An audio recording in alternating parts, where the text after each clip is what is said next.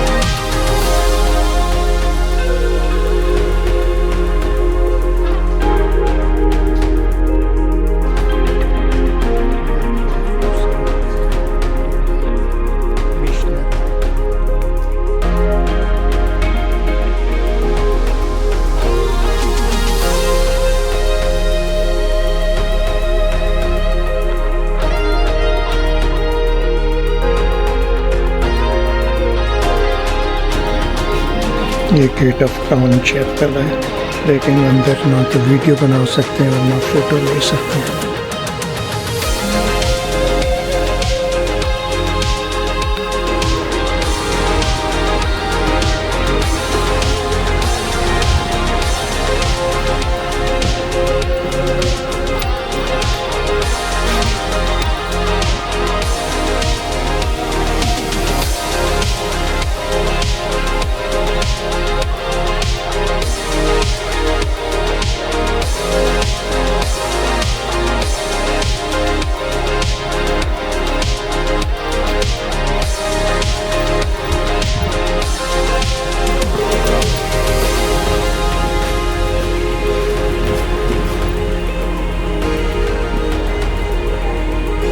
ये खूबसूरत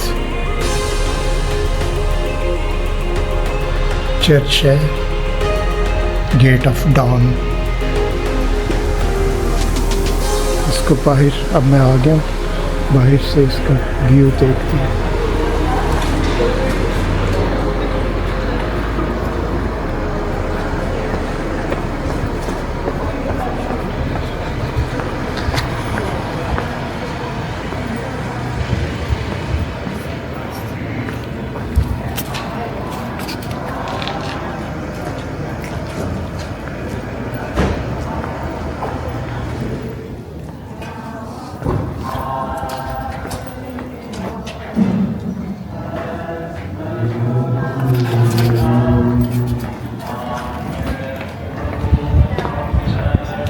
ये है एक और खूबसूरत चर्च, गेट ऑफ डॉन।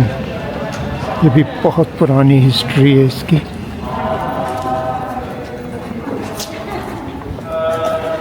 अभी मैं इसको अंदर से विज़िट करके आया हूँ।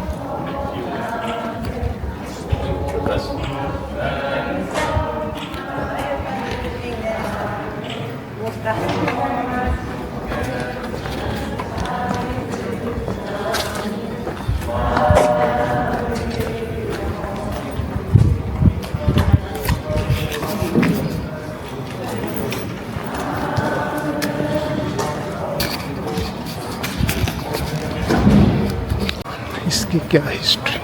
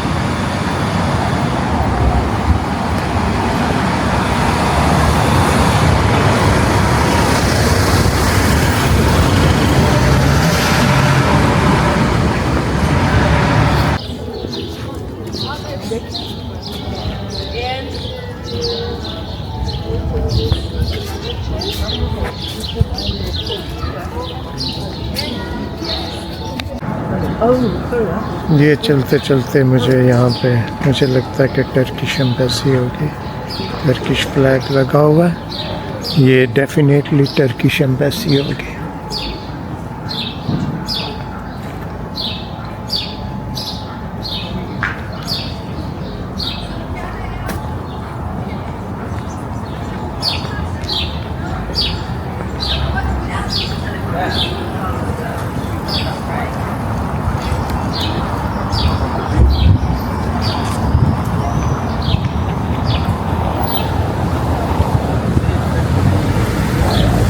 ये खूबसूरत और चर्च यहाँ पे बहुत सारे कैथीड्रल्स हैं। विल्नियस में तकरीबन 50 से ज़्यादा जो हैं वो कैथीड्रल हैं पुराने बने हुए।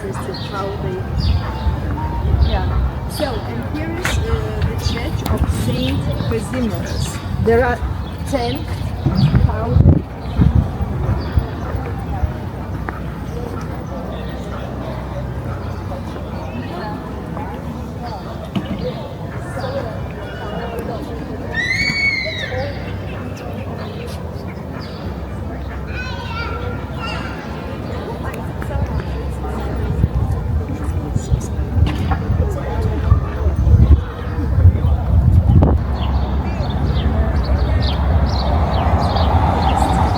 ये एक स्क्वायर सा है, यहाँ पर मुझे लगता है कि शायद मार्केट लगती हो, क्योंकि इस तरह की यहाँ पे जगह बनी हुई है कि जहाँ पे शायद स्टॉल लगाने की जगह हो सकती है। और ये स्क्वायर के बीचों बीच एक खूबसूरत सा ये एक मॉन्यूमेंट बना हुआ है। टूरिस्ट उसके इर्द गिर्द इकट्ठे हैं। ये मेरा ख़्याल है कि यहाँ की जो पुरानी ओल्ड टाउन है उसकी शायद तस्वीरें जो है वो दिखा रहा है। टूरिस्ट खड़े हैं यहाँ पे और साथ में टूरिस्ट गाइड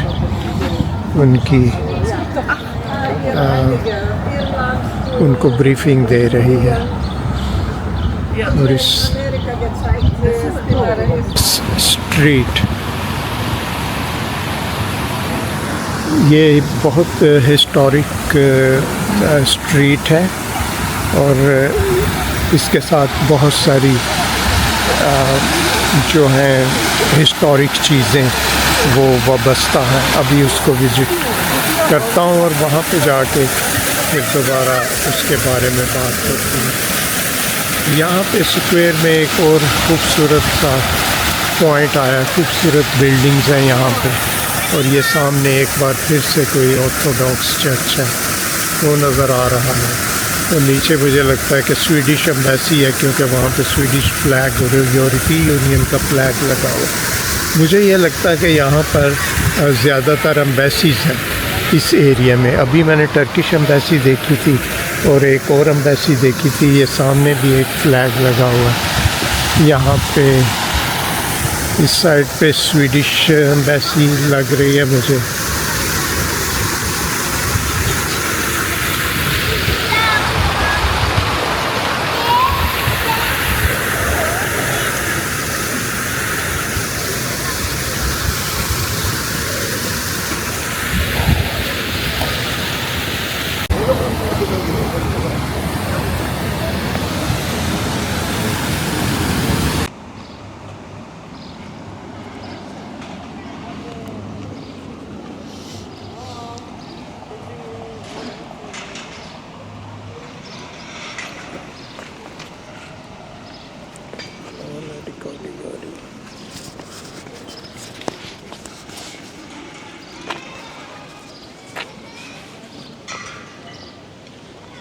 ये यहाँ पे इस वक्त मैं मौजूद हूँ विल्नियस के सेंटर में। ये बहुत खूबसूरत प्लेस है और यहाँ पे ये एक स्ट्रीट है जो बहुत ही पॉपुलर है और बहुत ही एक हिस्टोरिक चीज़ें इसके साथ जो हैं वो वाबस्ता हैं।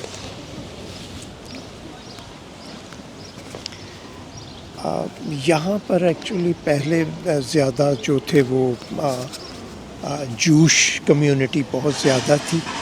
फिर ड्यूरिंग हॉलोकॉस्ट उनको यहाँ पर उनका जो है वो मर्डर किया गया, उनको मार दिया गया लाखों की तादाद में यहूदियों को यहाँ पर हॉलोकॉस्ट के दौरान मार दिया गया। और उसके बाद ये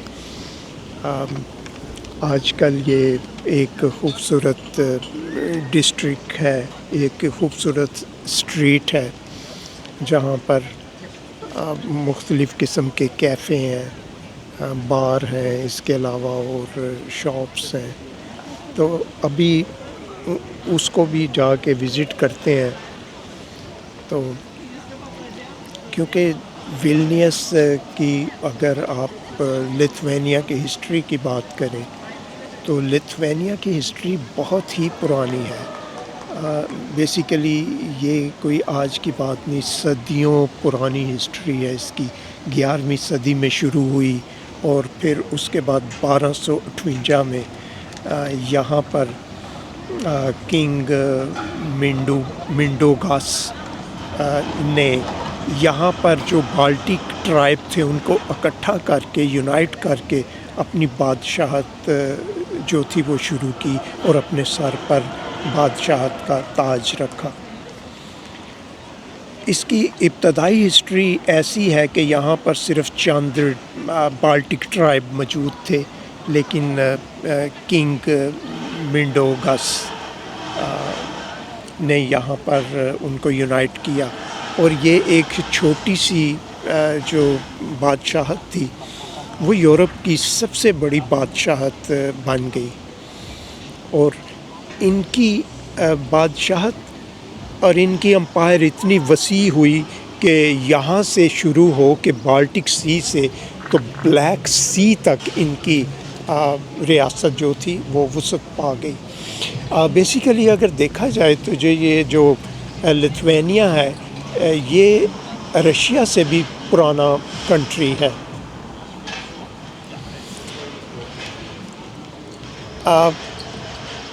पोलैंड के साथ एक कॉमनवेल्थ भी तश्कील दी।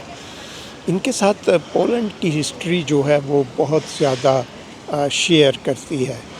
एक तवील अरसे तक उनके साथ इनका जो था वो कॉमनवेल्थ में बनाई उन्होंने उनके साथ मिलकर, और एक बड़ा इनका रहा है उसमें हिस्सा। ये रशिया के कब्ज़े में आ गया और जैसा 1809 में शायद इन्होंने फिर अपनी जो थी वो इंडिपेंडेंस डिक्लेयर की, लेकिन इनकी इंडिपेंडेंस ज़्यादा देर तक बरकरार ना रह सकी और ये हुआ कि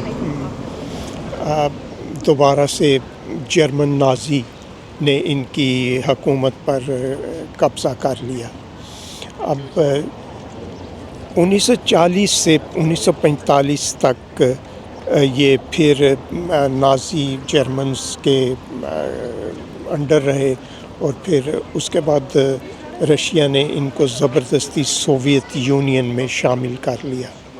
Wanted to eliminate Lithuania from the world map, but Lithuania refused to disappear, and they changed the world.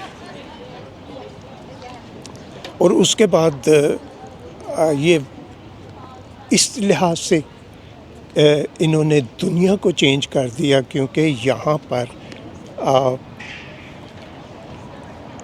ये पहला मुल्क था कि जिसने सोवियत यूनियन से ब्रेक अवे हुआ, और यही मुल्क है कि जिसकी वजह से सोवियत यूनियन बेसिकली इस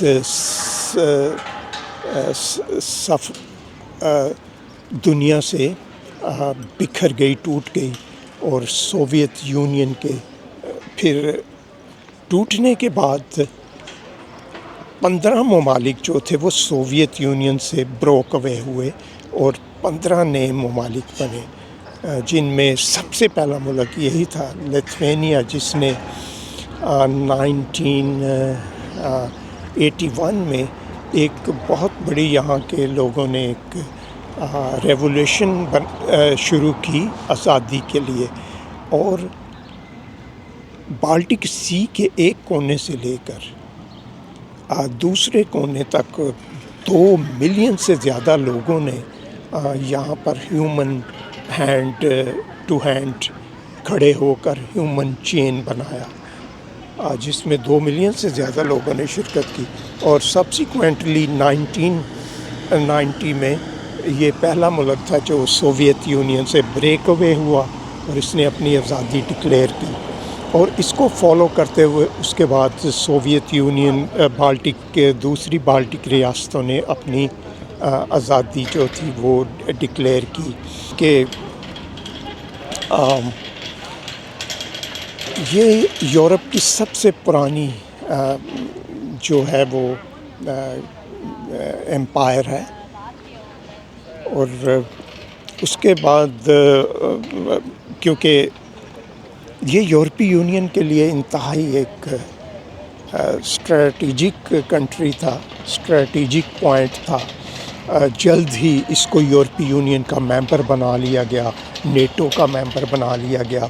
2004 में ये नेटो और यूरोपीय यूनियन का मेंबर बन गया और फिर 2015 में अडॉप्ट किया, 2015 में। और आज यहाँ की करेंसी जो है वो यूरो है। और यहाँ आकर मुझे ये एहसास हुआ है कि ये बेसिकली बहुत खूबसूरत कंट्री है।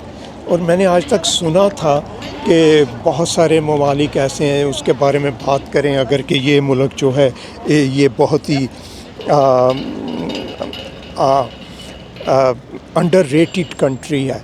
तो मुझे ये एहसास हुआ यहाँ पर आकर, इसको देखने के बाद, विज़िट करने के बाद, कि इसमें कोई शक नहीं है, ये बेसिकली हकीकत में ऐसा कंट्री है कि जिसको अंडर रेट किया गया है।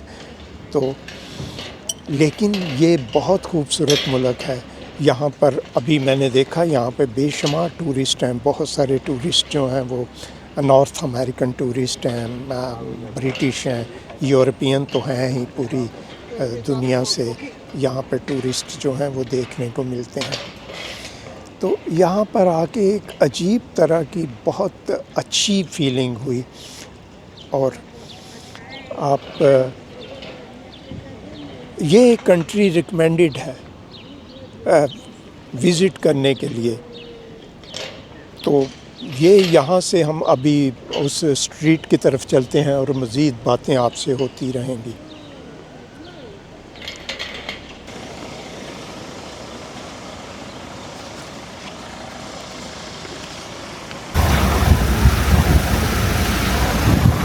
जिस गली की भी तरफ चले जाओ खूबसूरती ही खूबसूरती है। बहुत ही इम्प्रेस हुआ मैं यहाँ की सफाई, यहाँ की खूबसूरती और यहाँ की हर चीज़ से।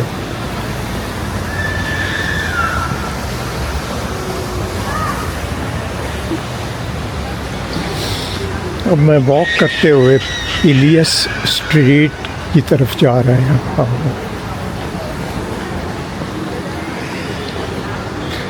वहाँ की हिस्ट्री ये एक्चुअली एक वक्त था कि इसको यहाँ पर बहुत ज़्यादा जूश जो हैं वो आबाद थे, और अब जो है उनकी तादाद कोई इतनी ज़्यादा नहीं है। ऑलमोस्ट 2-2.5 हज़ार के करीब जूश जो हैं वो यहाँ पर अब बाकी रह गए हैं। जैसा कि मैंने बताया, हॉलोकॉस्ट के दौरान लाखों की तादाद में जूश को मार दिया गया था। नाज़ी जर्मन इन्वेजन की हुआ जब, तो उसके बाद आज़ादी के बाद बहुत सारे जूस जो थे वो इज़राइल भी चले गए और उसके बाद दूसरे कंट्रीज़ में भी मुंतकिल हो गए। तो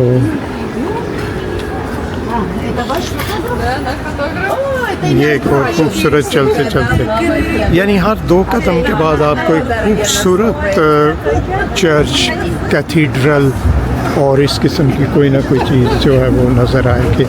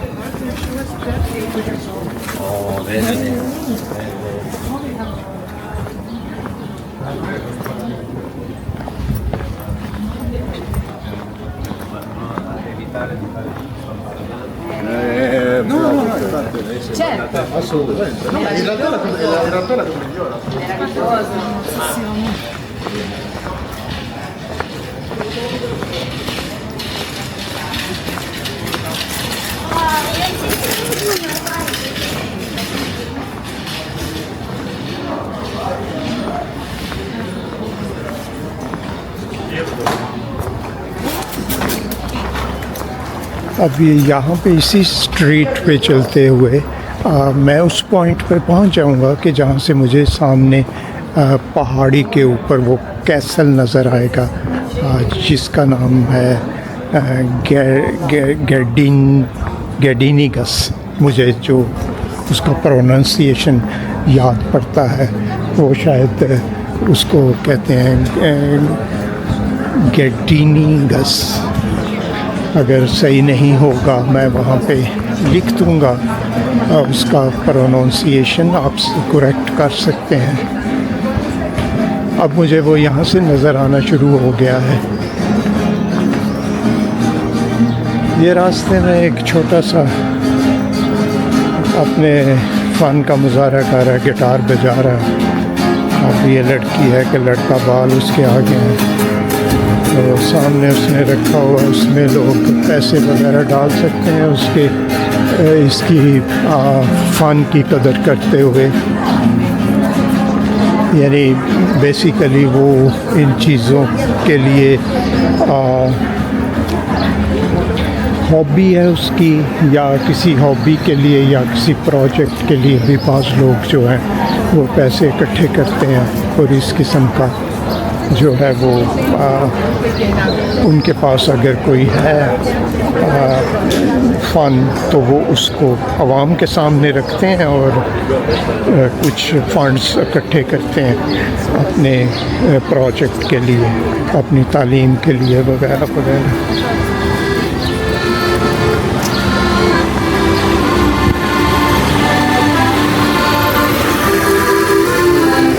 ये एक पुरानी बाबूश का इधर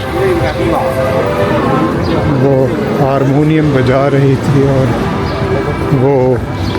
और ये इधर भाई साहब अपना पिजन को दाना डाल रहे हैं।